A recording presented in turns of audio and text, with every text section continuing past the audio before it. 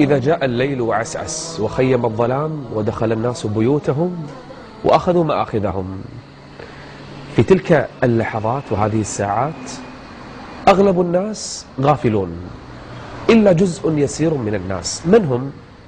يقول النبي صلى الله عليه وآله وسلم: من قام أي صلى الليل ب10 آيات لم يكتب من الغافلين، رفع اسمه من سجل الغفلة، بشرط أن يقوم الليل ب10 آيات. 10 آيات ولا شيء، قصار السور، يصلي ركعتين رفع اسمه من سجل الغفلة، لم يكتب من الغافلين.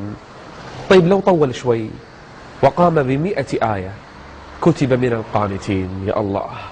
طيب ومن قام ب1000 آية، هؤلاء الخلص، كتب من المقنطرين، كانوا قليلا من الليل ما يهجعون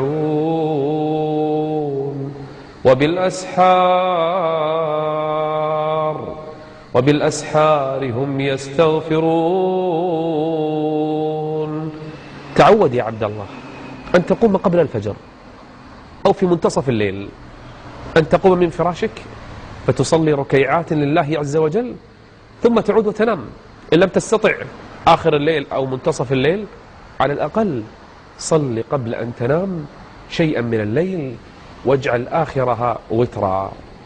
من الأعمال الصالحة التي لا بد أن لا يفوت يومك ولا ليلتك إلا وفعلتها التوبة لله عز وجل.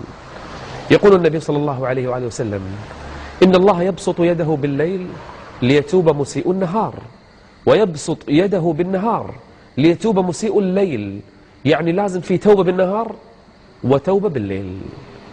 لازم نعود نفسنا إن في كل يوم نتوب مما أخطأنا فيه في الليل، وكل ليلة نتوب من أي شيء مما أخطأنا منه في النهار. يعني أنا عندي هذه الذنوب الكثيرة اللي عشان أتوب كل يوم مرتين، كل يوم وليلة؟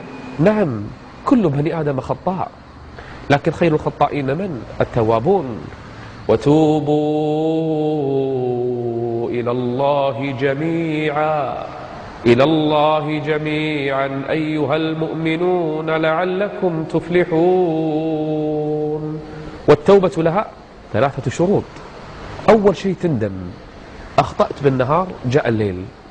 طيب شنو سويت بالنهار؟ اجعل لك حساب في الليل وحساب في النهار. ايش سويت أنا في النهار؟ أنا تأخرت عن هذه الصلاة، أنا ما كلمت أمي عدل، أنا نظرت إلى هذه الصورة، أنا استمعت كذا، أنا قلت كذا. جمعت سيئاتك، أخطائك، تندم عليها أول شيء، تعزم على ألا تعود، وتعاهد الله عز وجل على هذا، وتقلع خلاص، ما ترجع للذنب مرة أخرى، وتستغفر الله عز وجل في اليوم مرة وفي الليل مرة. كن دائما توابا، إن الله يحب التوابين،